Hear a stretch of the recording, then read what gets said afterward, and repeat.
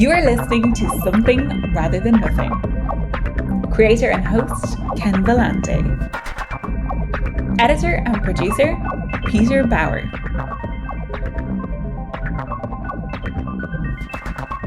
This is Ken Vellante with the Something Rather Than Nothing podcast, and special guest here we have Ivizia Dakini, performer, dancer, entertainer, everything. Ivizia, welcome to the Something Rather Than Nothing podcast. Yeah, thanks for having me. Yeah, absolutely. And I start off with the big, well, a big question is, so you're born. Is there something about you as soon as you're born that you're an artist? Well, I used to joke. Funny enough is that this was a joke before I became a professional entertainer, is that I came out of the womb on a motorcycle with a leather jacket. Because I was a punk rock teenager, and that was like, you know, at the time that this thing was created, that was my identity. I was like a punk rocker. But the idea is that, yes, I came out of the womb like with a purpose and just ready to, like, you know, charge into the world full blown. Obviously, as an infant, I had no idea what was going on. But maybe somewhere in like my body or spirit, there was a divine recognition of what my life was to be. Yeah. Well, we had talked a little bit before popping on here, Ivizia, and I think we agreed to a certain randomness and a back and forth about the questions. So I'm gonna ask a question that I think if I don't ask it now, I'm gonna actually forget to ask. And in a lot of your performances and everything that you do, you like roll around on roller skates with such grace as if like you're walking and stuff like that. Like, how is that, like, before Something Rather Than Nothing, how the heck are you able to maneuver on roller skates like that? Well, I'll just start out by saying that roller skating is not easy. It's not a skill that, it's a fad now, which is funny because everyone's like, I'm going to be a roller skater, I'm going to buy roller skates. And I'm like, go ahead. And then they get out there and they're like a baby deer. They're like Bambi. So it's not easy. So to become an athletic roller skater or any type of person who's comfortable on roller skates takes quite a bit of time and effort. That being said, I would say the first year I was on roller skates, I was not good. I was that baby deer out on stage, pretty much fake it till you make it. And that's what I did. And the reason I started roller skating is because we lost our fire permit to perform with fire while working at Devil's Point. And I don't want to get too much into that story, but in the short, fire was taken away from me, which was my identity as an entertainer in the sex industry and the strip clubs. And when I went to work after not being able to use fire, I was like, what am I going to do? And serendipitously, I had purchased a pair of roller skates from a friend that I took to work that night. And I remember going into the dressing room and looking at my skates and saying, well, this is it. This is what I'm going to learn to do. So the stars were really aligned in that, but I was not good. I didn't have great roller skates. I didn't know anything about it. And I just went up on stage and was like, here we go. Yeah. I find it, and it's a question or two later. I mean, I'm on the show, become very interested in like the aspects of live performance and how, at least for me, observing how tremendously, difficult and how exposed like you are in performing that. I will tell you one roller skating story. I made the one mistake that when I was about 13, I went on a date to a roller skating rink and I had never roller skated. So I'm like, okay, so first date, you obviously want to be impressive, right? It's like, no, teach me how to roller skate. And the punchline is I did not know how to roller skate and never could. That was the last time you ever did a first date on roller skates. That is the first, last date, the whole thing with roller skates. So we're going to bop back and forth between like the conceptual and learning about you, but I want to ask a big question early on here as a big part of the show is, what is art? Like, I see you as like incredibly gifted performance artist, live performance.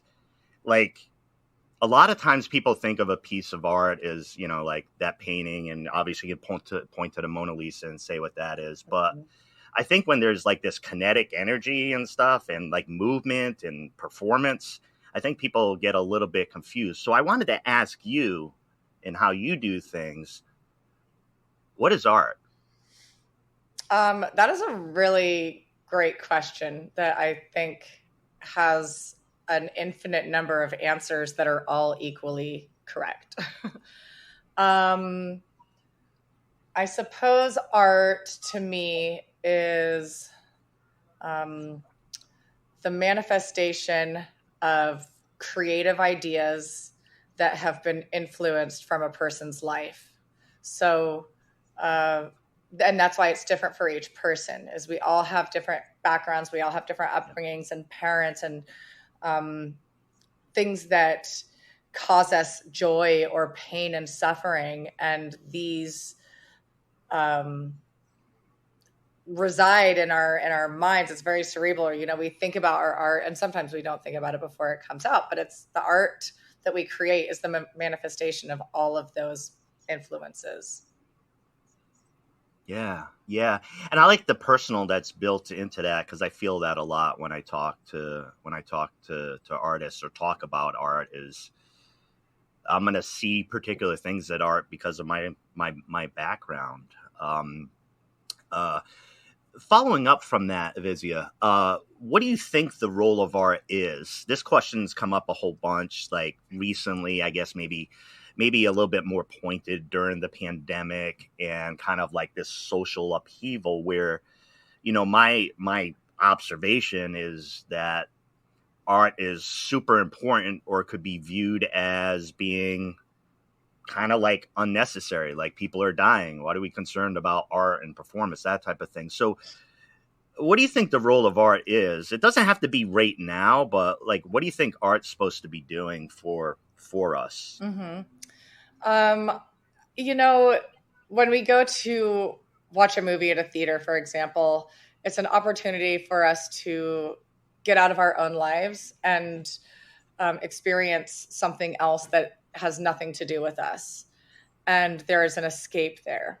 And I talk about myself as an entertainer, as an experience creator. When you come to see me, I'm creating an experience and presenting a show for you. And in that moment, you are allowed to either enjoy it or not.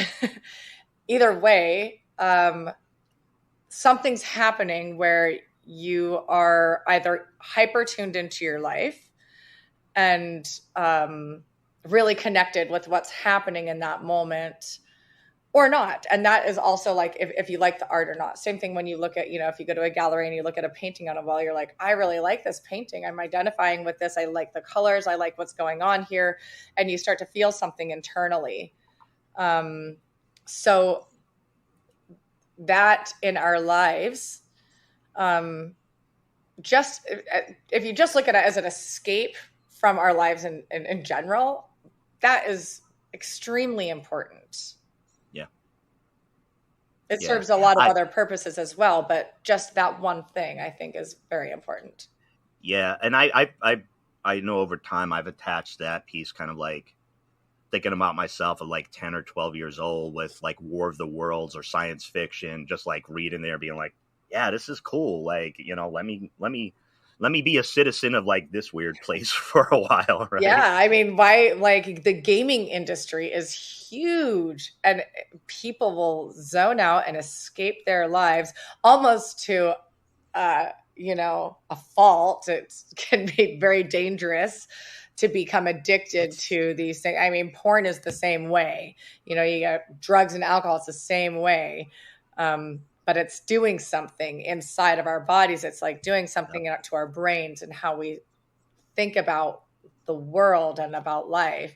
And I had a boyfriend years ago who was so critical about art. He said, if nobody likes it, is it still art? And I used to laugh at that, like, well, yeah, somebody could create a piece and like, let's just say that collectively 0 people in the world don't like it, except for that one person. But yeah, it's still art. You don't have to like it. Yeah. Yeah. Well, on that, I wanted to jump in on a particular question that I'm interested in. And I want to just quickly tell you why I'm interested in it. It's kind of like the element of shock or bringing attention, that I know you use as part of your art. And I kind of, I work in the labor movement, and I find that like if things go their natural course, then we kind of lose ground. So it's not like I try to shock, but I try to do something to disrupt, to bring attention to something. Now, when you use like just the whole performance, and if you use that type of like attention grabbing and shock, is it really important for art to do that for you? Because a lot of time people think of art as being a little bit more, maybe it's the escape, or maybe, I feel better by looking at it. And I think performance wise, you say, boom, like right at you. So what about shock? Right. Well, that's an interesting element that you can bring into your art as well. I don't think it's always necessary. I think it's kind of like, who's the artist? What are you trying to say? What, in what context it is? I like shock, and I like I liked it more when I was a younger entertainer. I liked offending people, because to me, that means that the person watching me is thinking about what's happening. And if you don't like it, well, why don't you like it? My Jesus puppet, for example, I do that in strip clubs, and people would be like, walk out of the strip club when I have a Jesus puppet going down on me. They're like, oh my God, like, I can't believe this. I'm Christian.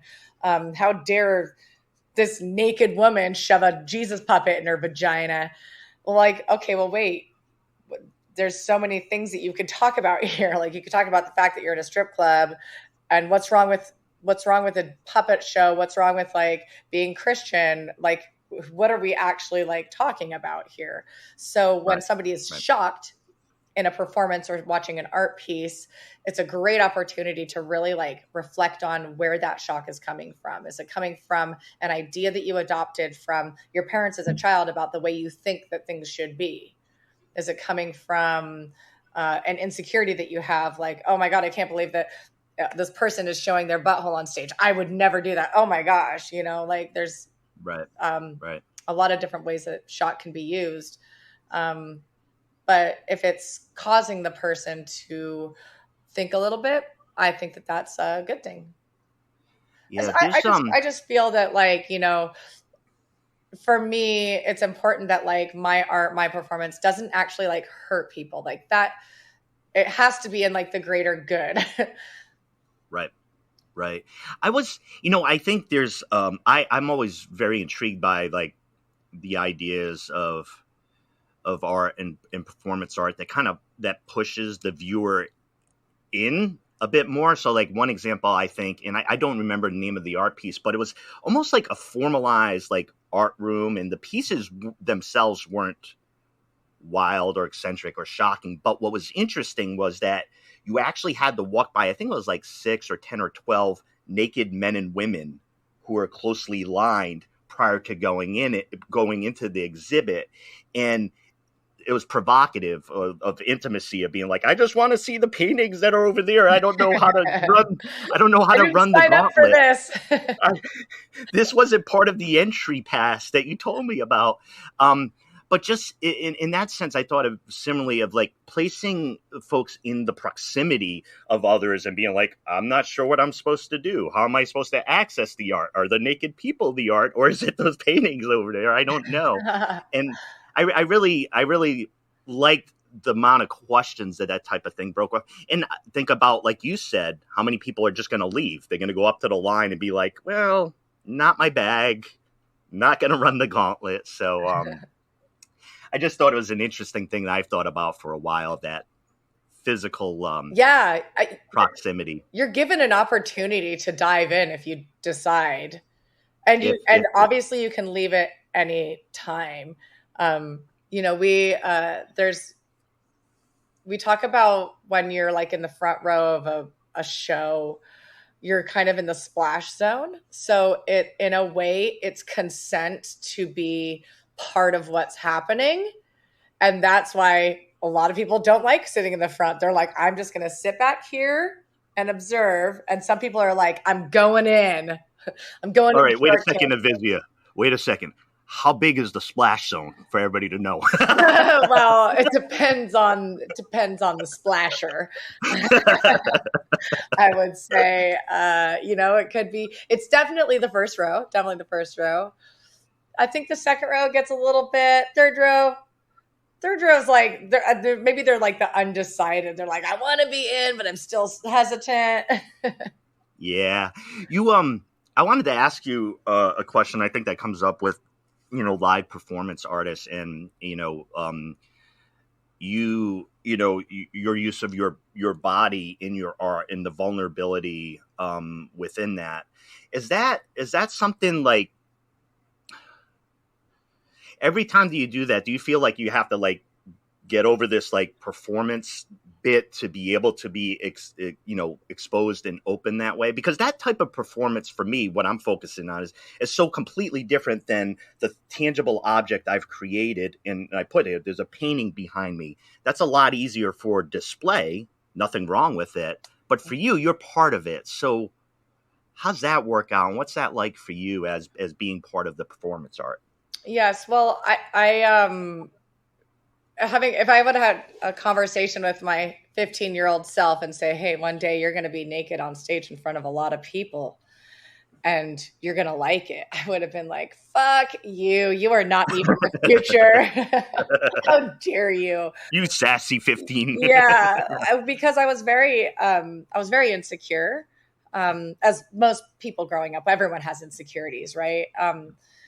And it took me a while to understand my comfortability being on stage and what it was to be nude on stage. And my best friend started stripping before me. And she said to me, look, once people see you, that's it. They can't see anymore. You're just there for them to look at. And I said, well, okay. So you have to get to that point where you're just naked. Okay. Then you can see me and then move on from that.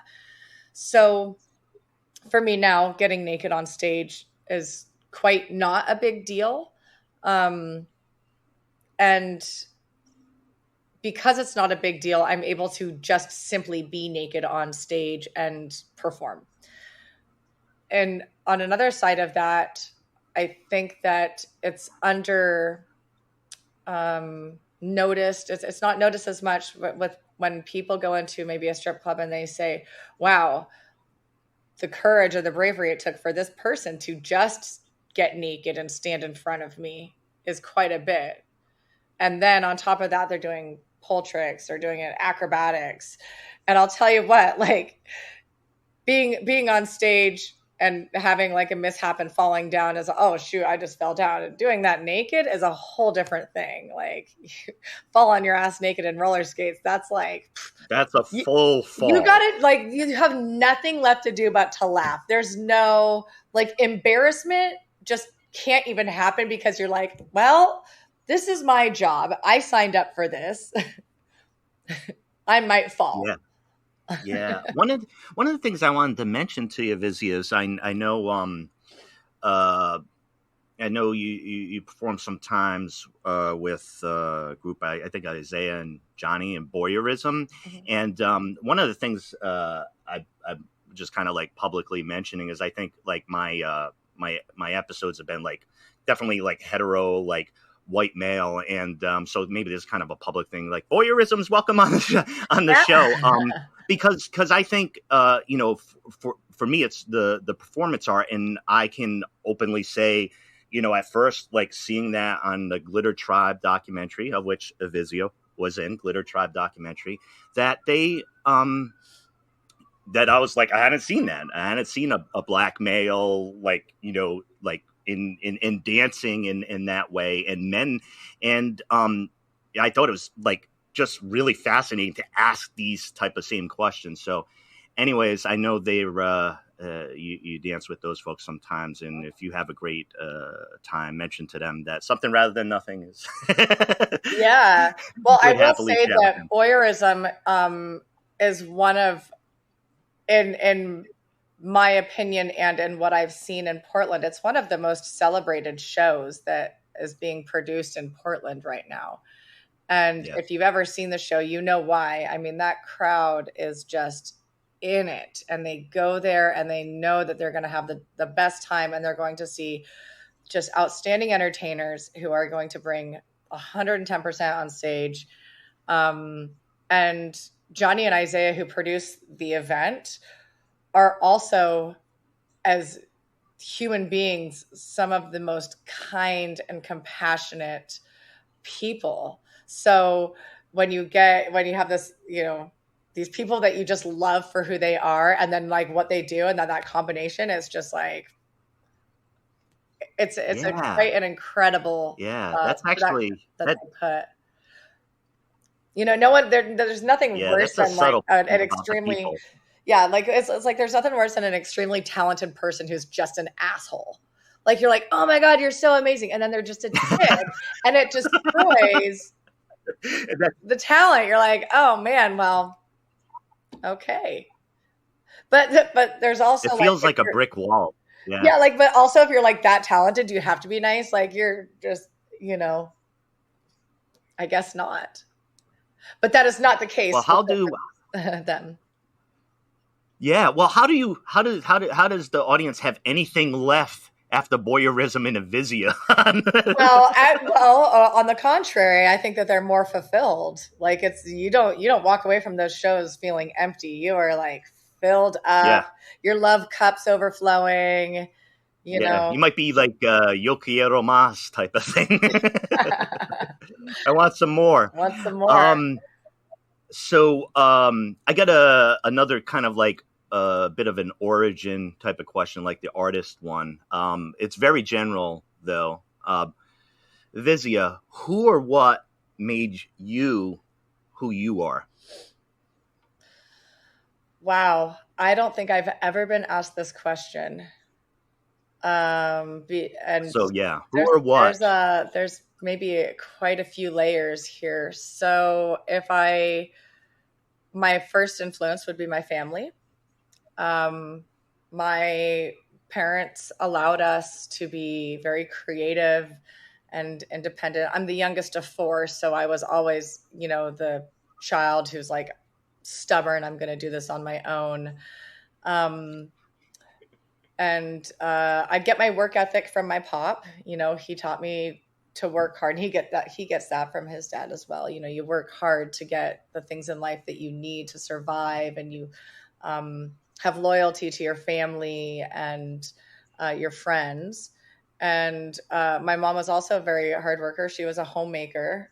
So she stayed home and she took care of all of us. And she was very nurturing in all of our needs. So having an environment to grow up in where I was so supported in being like an absolute weirdo is really where it started. I never had anyone tell me no, except for my brother when I said, I think I want to be a model. I was like 12. I was like, I want to be a model. And he goes, well, you have to be pretty. And my mom was there and she laughed. And I remember like thinking, I'm crushed, because I never saw myself as like a pretty person. I was a very awkward teenager. So that was the first influence in developing me into who I am. And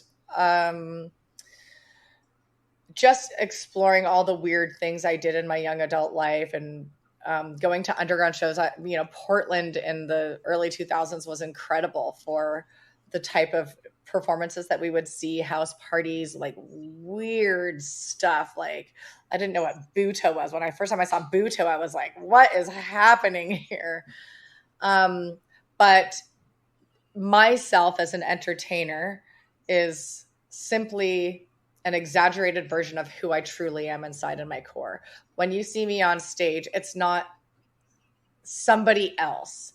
I'm not playing a different character. Like, you're actually getting me and all of the exaggerated weirdness that I have.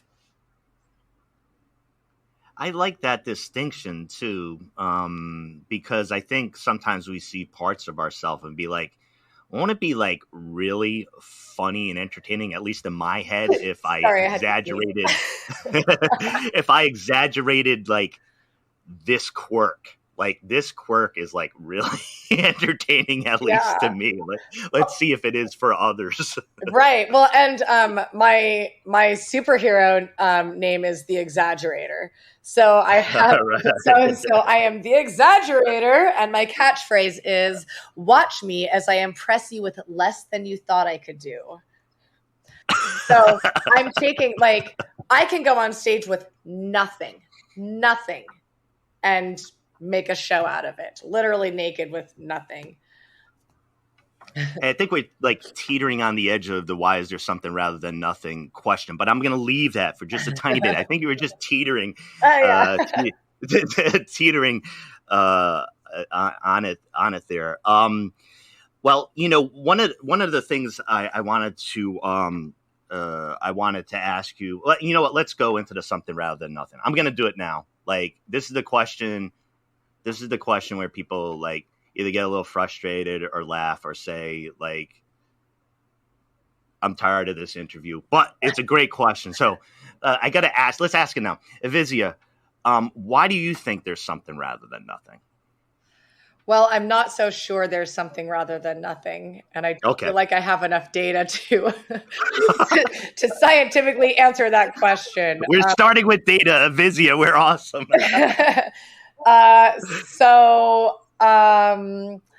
You know, I am a very introspective person. I am a deep thinker. I like questions like this that are ongoing, that like in my lifetime and in our lifetimes, we will never actually really have the answer to it.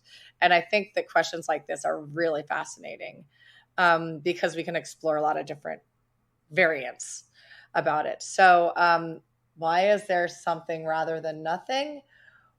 Well, existence is something. So that in itself is not nothing. And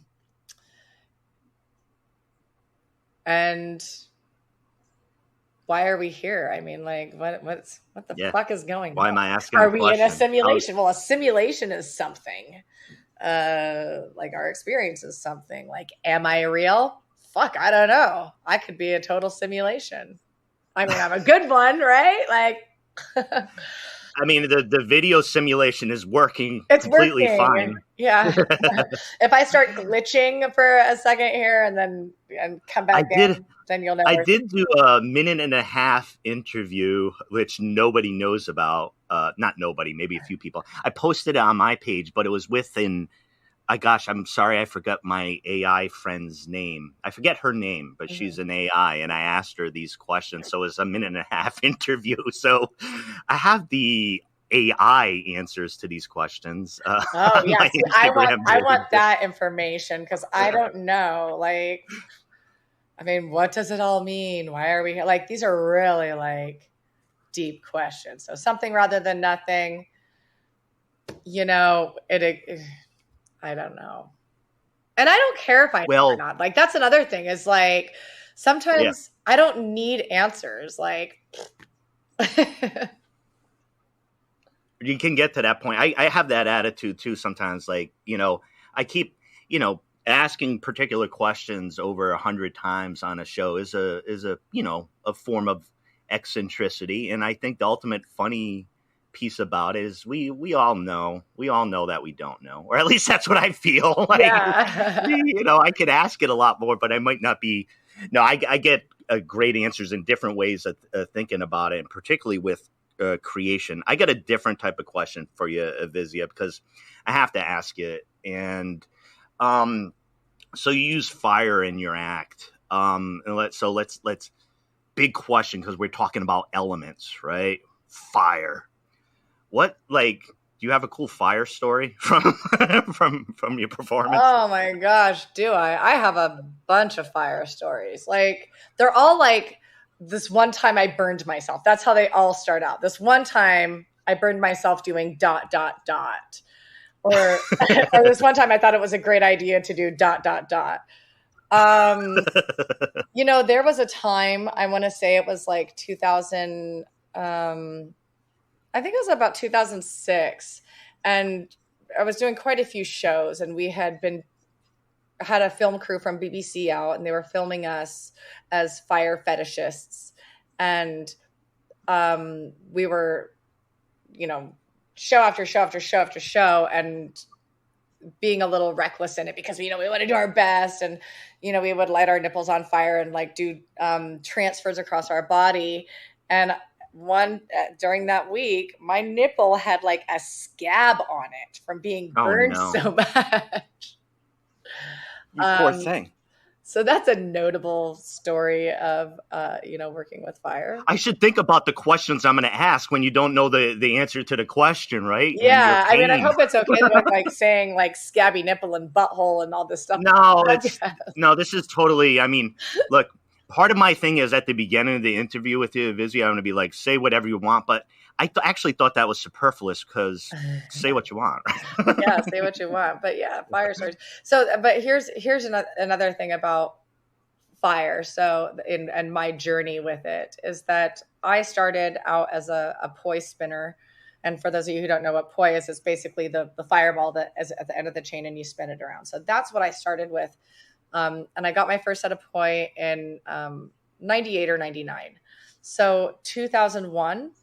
Spring of 2001 was when I first got hired to be a fire performer in Portland. I got my first gig. And at the time, I didn't know that it would be an occupation. In 2004 or 5 is when I started learning the art of fire eating, which is what I primarily do now. I very rarely do poi spinning. I'm mostly doing fire eating now. So since then, I did a calculation of the amount of shows that I've done. So I'm gonna kind of follow along on my phone because I have to do the math for you. So about 10 years, when I was working at Devil's Point, so about 10 years I worked at Devil's Point, and I was doing fire shows. First it started out as Monday nights, then we were doing Friday, Saturday, Monday, so 3 nights a week. So every time I would go on stage, I would put a fire torch in my mouth on average 15 times, sometimes more. So let's just knock that average down to 10, just shits and giggles. Follow along with me. So let's say every time I go on stage, I put a torch in my mouth 5 times. I would do about 5 to 7 shows a night. So let's round it down. Let's go 5. So every night I put a torch in my mouth about 50 times.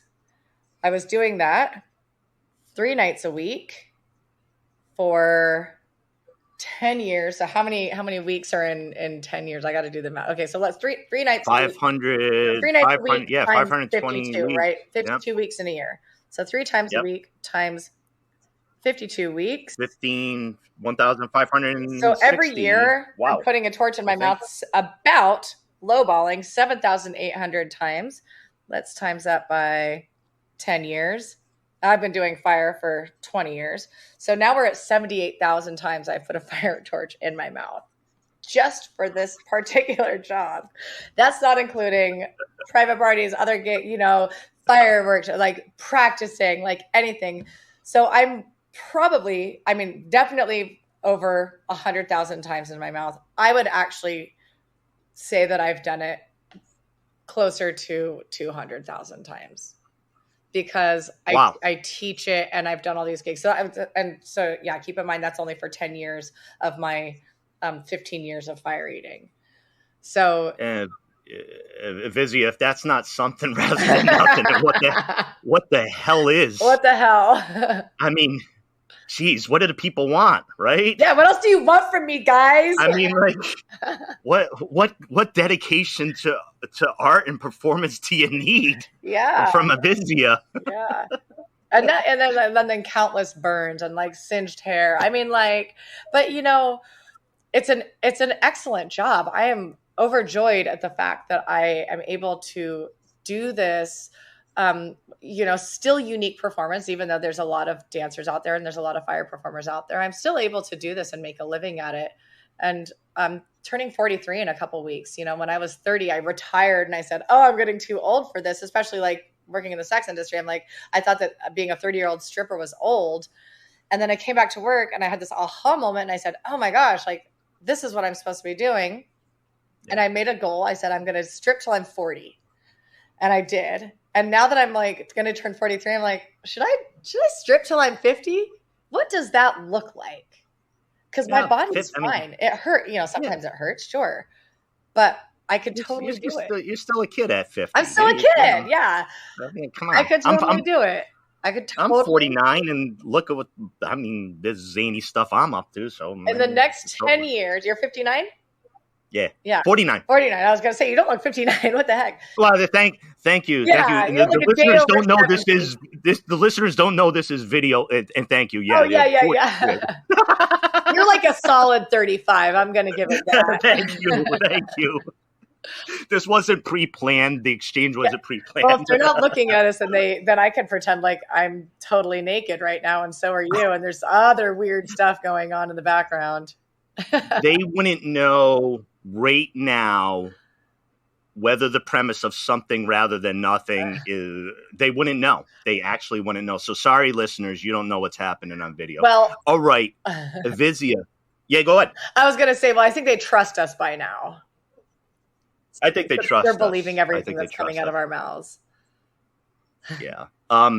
Ivizia, I want you to take the time here to tell listeners and audience ways to find you, social media, performance, what you do, what you'd like to highlight.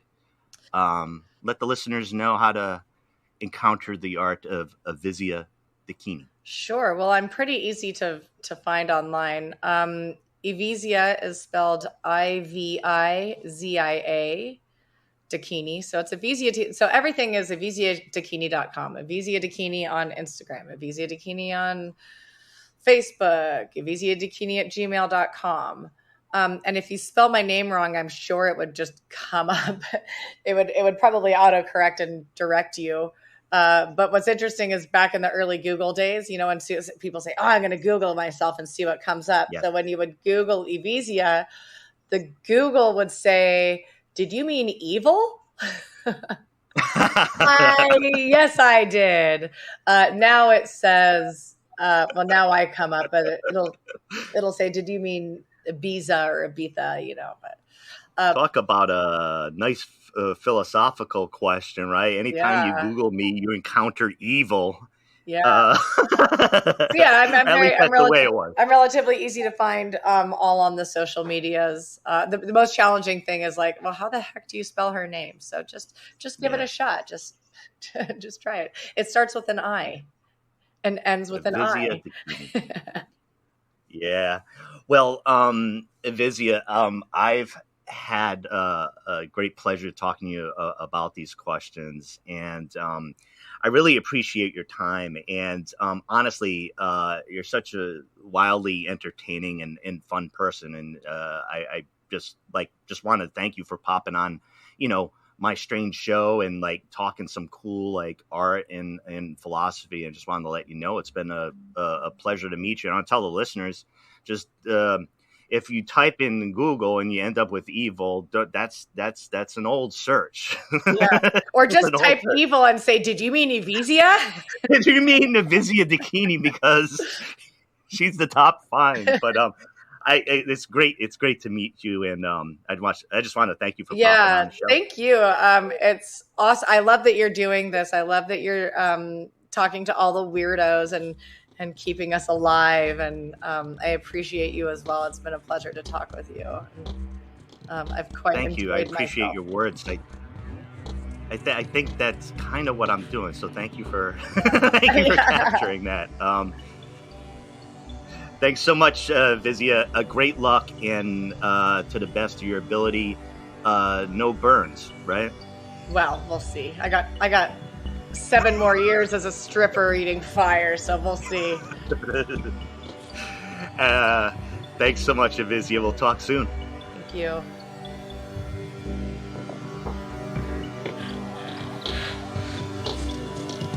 This is Something Rather Than Nothing.